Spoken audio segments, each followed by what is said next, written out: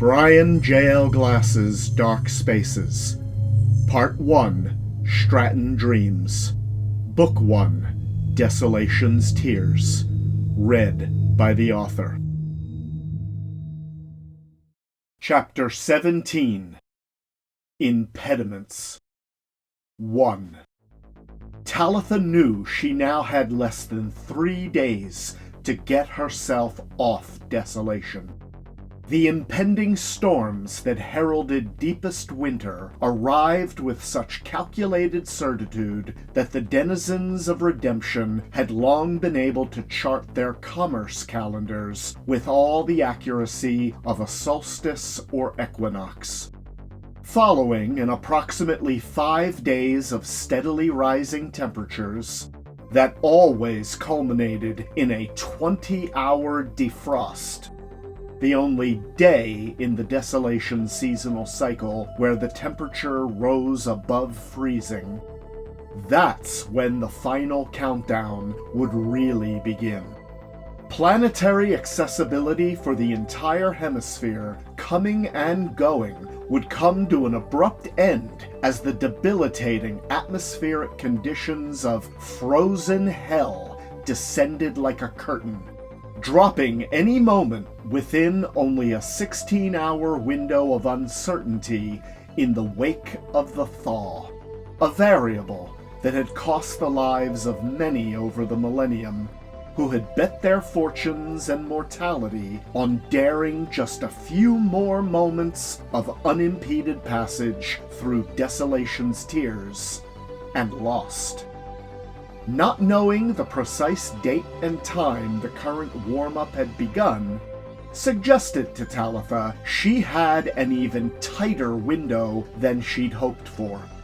Persistent internal calculations, virtually hardwired into her psyche, refined her timetable down to, at the very least, 2 days, 12 hours, and 62 minutes by the Desolation-adjusted metric clock, before she might find herself stranded within the confines of a single city under martial law, with both a deadly life form and a confed warrant for her arrest.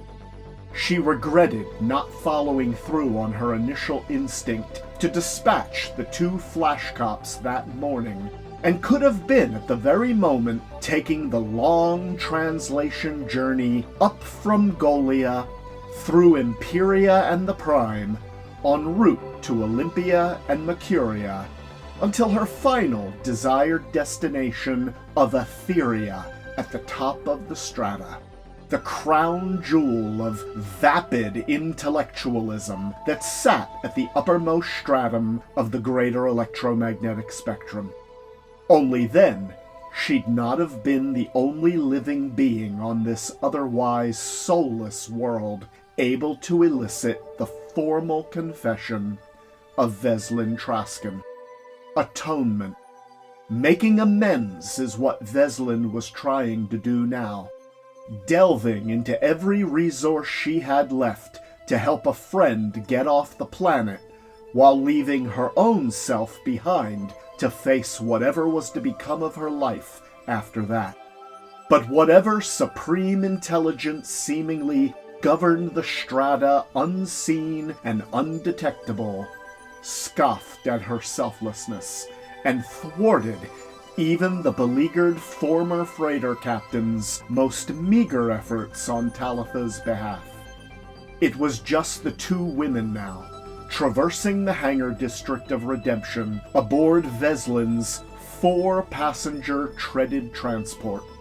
Talitha's description of Cyrus the Doomsmith's visceral demise at the talons and jaws of whatever had come down in the life pod with poor Dante and the engineer Bassett had proven sufficient for one of Veslin's rare guardianship mandates. Tiff was to stay behind. Safety was the primary concern, yet Veslin softened her authority by explaining they needed someone to remain at the hangar in case Redemption authorities or Desolation Central communicated any further news on the fate of Dante or the Lucky Strike. Tiff wasn't happy about it, but she complied and offered Talitha her best wishes for a safe and speedy journey. Neither seemed imminent, however. Both the season and the nature of the business itself were working against them. The ugly side of competition made shipping rivals unwilling to help a competitor in need. No matter how urgent, the size of the promised payment, or even the relative simplicity of the request to transport one passenger off-world before the annual storms stranded them on Desolation. Several had been underbid in the past by either Dante or his father, and the supposed affront was deemed unforgivable by the more spiteful adversaries who transferred that bitterness toward father or son down to their personal and business partners. But while those were few, the general community of transport captains operating from Redemption were typically more amenable. Yet under the current circumstances, they invariably fell into one of two categories. They either regularly vacated their surface hangars by accepting long hauls or simply sheltered elsewhere to avoid the forced quarantine of frozen hell and had already left, or they accepted the inevitable and used the semi-annual 5 months to overhaul, upgrade, or provide regular service to their dry-docked freighters. Many of those chose the season they called Hell to put their feet up, get drunk to keep the chill at bay, then stayed that way until it came time to sober up and get themselves back to work. It was a funny business, but with the exit window closing, it was growing more obvious the joke might turn itself in antithesis of Talitha's growing desperation. Talitha's only consolation was seeing how committed her only friend was to help her. When she wasn't driving slow and erratic behind the yoke of the transport, Veslin was finally able to stand on her own, and by the 5th stop, she was forcing herself to walk without support, seemingly by sheer force of will, still complaining about and spitting out the foul aftertaste of the detox pills. "One more, Tau," Veslin grunted. "I swear this one's home, and they owe me a favor." They were driving along the border that divided the hangar district to the west and the city of Redemption proper on the east. And if they continued on that road another 2 kilometers north, they'd reach the spaceport. But their destination was the modest hangar bay of an old retiree who had settled on Desolation so that his dwindling resources might last as long as the old pilot had years left. Com-fed taxation was increasingly fueling his doubts season after season. But he was the only soul on the planet that Veslin knew of who had known her father. 2. "Ah, I am so sorry, Veslin," the old man said. "And for your friend." Veslin and Talitha stood in the one-room quarters of retired freighter captain Calthrus Foss, adjacent to the 10 by 20 meter hangar that housed his personal transport pod, now tarped down in storage against the approaching season. Not large enough to possess a translation drive, but sufficient to carry 6 passengers comfortably from world to world within any given stratum. There were less furnishings than Veslin remembered from her previous visit 2 years ago, but Foss had probably been forced to sell things off a little at a time. Foss continued, "If only you'd come 2 hours earlier, I'd have taken the old girl out of storage and given your friend Tal here the grand tour of the Golian Stratum. Anywhere in the system you would have wanted to go for the credits she's offering." "Then what is the problem?" Talitha intruded, finally losing a modicum of her carefully reserved patience. "Word went out an hour ago. I'd have thought you'd have heard it too," Foss said.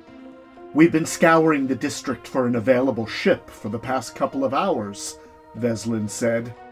"That's too bad," Foss said, momentarily lost in his own recollection. "There's been some kind of incident in Redemption. A number of people dead. Some of them mauled." Veslin exchanged a glance with Talitha, confirming Tal's account from outside the edge. "But Redemption's under martial law now. The whole planet's been locked down on quarantine. Officials are saying that nobody's coming or going until they get this thing sorted out." Foss shook his head forlornly. "We may as well be shutting down for hell 1 week early." He looked back up at the two women. "I'm surprised no one outside stopped you." Talitha clenched one fist. Veslin looked as if she was torn between bitter laughter or frustrated tears, but said with a snort, "I wouldn't think Redemption even had enough cops or flash guard to enforce a curfew." Foss sighed. "That may be, but you can be sure Space Traffic Control isn't going to let anybody up or down." Talitha exhaled, but her fist remained tight. Veslin turned to her, eyes sunken and red, and said, "I'm sorry, Tal. She trailed off, realizing she had nothing of value to add. Foss filled the void with, "You sure I can't get either of you a drink before you go? It's cold out there." Talitha saw Veslin sway at the prospect, subtle enough that Foss wouldn't have noticed. "No, thank you, Cal," Veslin said. "Believe me, it wouldn't help as much as you'd like it to." "Then I'm truly sorry again. You both better be on your way before we all get in trouble," Foss said, gesturing back toward the hatch through which they'd entered. "Your father was a good man, Veslin. Cared about people, he did. Cared more about his family than any other man I've ever known." He unsealed the pressure door so they could exit. "It's good to see his daughter inherited her old man's heart." Talitha stepped out first without a word. Veslin followed, offering an empty thanks to the old pilot who dashed their last hope. The hatch closed swiftly, sealing the costly warm air inside. 3. Talitha made a beeline to the transport and then walked past it, stopping in the center of the road and stared at the outskirts of the city that began just on the other side. The glare from the streetlights caught and reflected off of every wind-blown crystal of snow, creating a panorama of stark block warehouses and billowing clouds of heated exhaust issuing from vents in every sidewalk, every rooftop chimney pipe, left and right for as far as the eye could see. Redemption never looked so physically close, yet so metaphorically out of reach. While somewhere in its shadows was something inhuman and ravenous, and a bureaucracy ill-prepared to deal with anything it couldn't understand and suppress. Veslin made it to the hood of her transport and had to lean against it to keep from falling into the snow. Her breath trailed from her mouth and nostrils like the wisps that escaped from the unmoving city spread out before them. Talitha didn't turn around. She saw Veslin's stance in her mind's eye. She sensed the unspoken apology floating above her head, as weightless and intangible as the breath she exhaled. Talitha was angry, greater than she had been since this nightmare of a day had begun with the two hapless flash cops awakening her from her ever-persistent dream. Run! But can I ever run far enough? If only Veslin had played the old family friend card from her shallow deck first, then Talitha would be in orbit this very moment, outward bound with the befuddled old pilot at the helm taking her anywhere she wanted to go.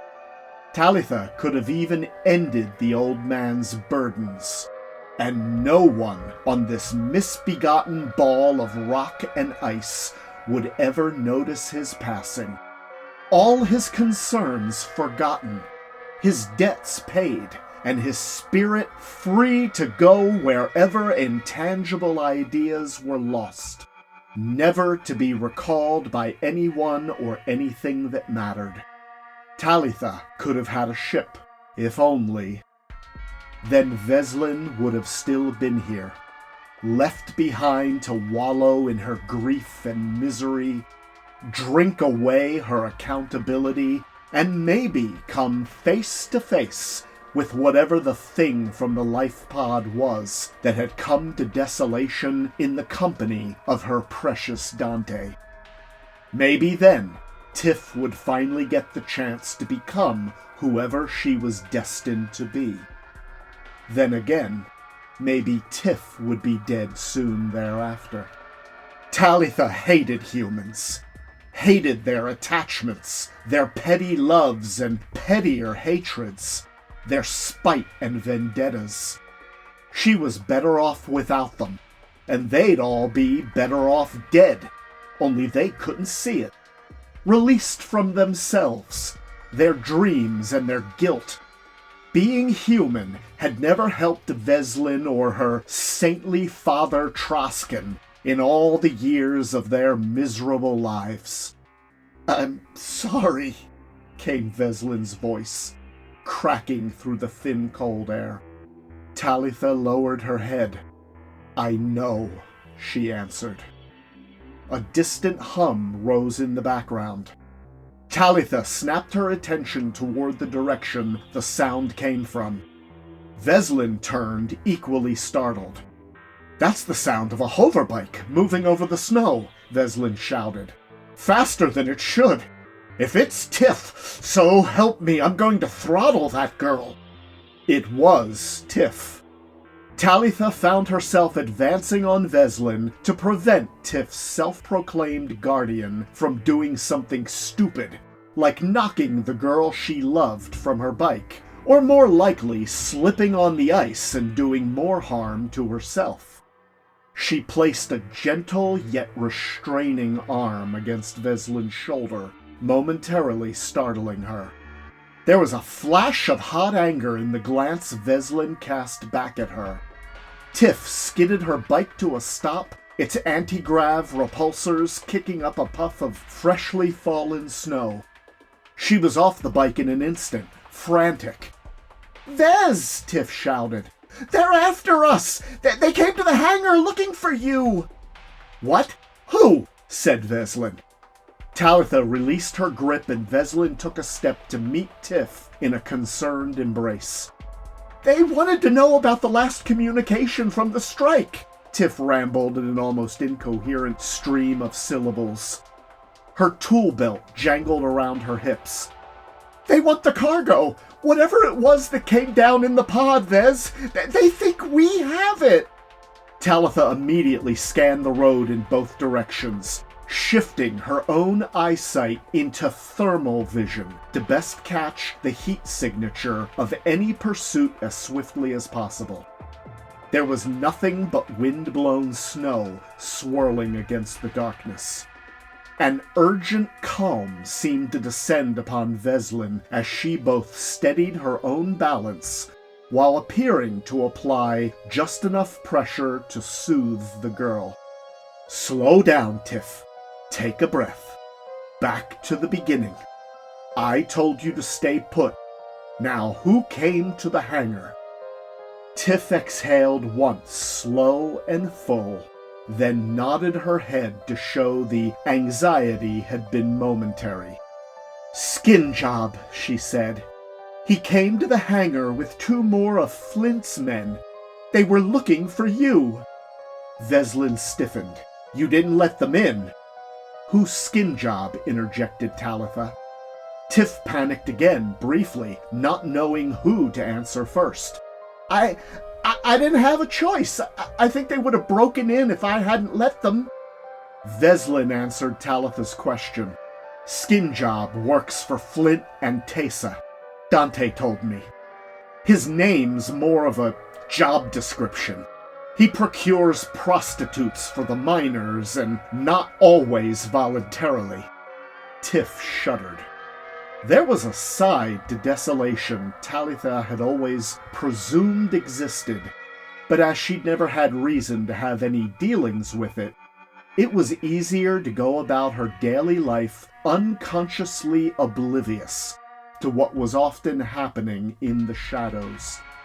"What did they want?" Veslin asked, refocusing her attention on Tiff, suddenly relieved the girl was with her and Skin Job wasn't.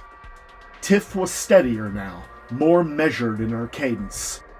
"I let them in, and the other 2 immediately spread out into the living quarters in the hangar like they were searching for something. Skin Job kept me occupied even though I wanted to stop the other 2 from rooting around. He kept calling me little girl. I wanted to hit him." Talitha had raised her senses to high alert. "You said they asked about the cargo. What were they looking for?" "I don't know," Tiff blurted. "He asked for Veslin first. I said you weren't here. I didn't say anything about where you were or what you were doing, and I didn't mention Tal at all." "Appreciated," Talitha replied. "Then they asked if we'd heard anything from Dante. He knew we'd received a communication from the ship, but they hadn't been able to intercept it, he said." Veslin was incensed. "What the hell are they doing even trying to intercept our personal communications?" Talitha interrupted. "Desolation Central intercepts everything." Veslin stared at her with an unexpected shock of naivete. "I worked for Information Retrieval and Storage. That's ComFed," Talitha stated matter-of-factly. "What do you think I spent half of my day doing?" Tiff put them back on track with, "Flint still wants whatever it was he hired Dante to get. He thinks we have it. I told him the Lucky Strike's still up there in a decaying orbit. If the crew brought it back, that's probably where it is." Talitha added, "I think I know what they wanted, and believe me, I don't think it's up there any longer." "Did he believe you?" Veslin asked sharply. "I don't think so," Tiff said, "'cause that's when Skin Job gave a quick nod and one of the 2 stooges tried to grab me." Veslin stiffened, and full sobriety suddenly came crashing down on her like a crash-landing freighter. "I ducked," Tiff said, "led them on a chase through the hangar, clocked one of them with the winch hook. Skin Job started yelling at the other 2 how they needed me in custody to force Veslin to cooperate." Tiff was reliving her adrenaline high. "I slipped around them, grabbed my bike, and got my butt out of there." She grinned as if she'd won some competition she'd trained for. With a short laugh, she added, "I've been crisscrossing the hangar district looking for you for the past 20 minutes. Any luck getting Tal a ride?" Talitha was genuinely startled how the girl could have experienced what she had and not lost sight of another's distress. She immediately regretted her previous inner turmoil. Only now, her internal strategizing was already calculating these new complications. "Your hangar's compromised," she said. "Do you have any other options?" Veslin was flustered. Without the ship, the hangar's all we've got. That's not good enough, Talitha said, turning back to the transport, opening the hatch, and retrieving her pulse rifle.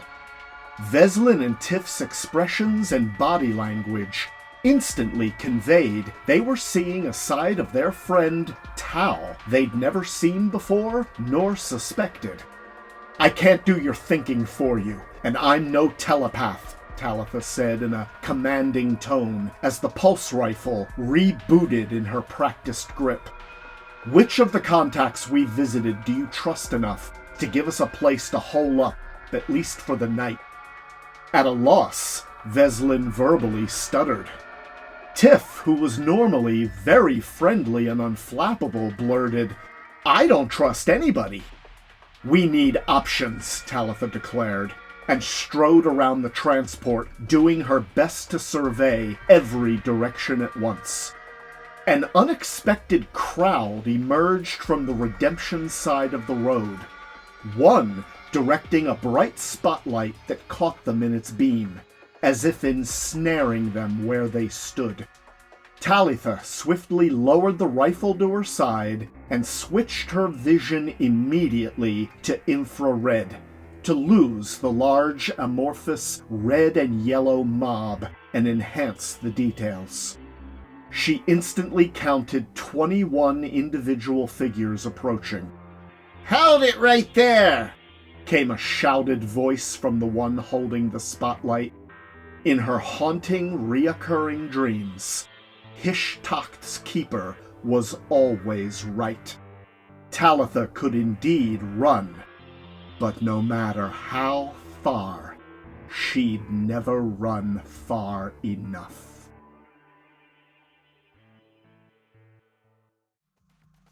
This has been Bryan J.L. Glass's Dark Spaces. Book 1, Desolation's Tears. Read by the author. Audio and video production by A.J. Blackburn. Original music composed and performed by Frankie Caffrey. Bryan J.L. Glass's Dark Spaces and BJLG's Dark Spaces are copyright 2022 by Bryan J.L. Glass.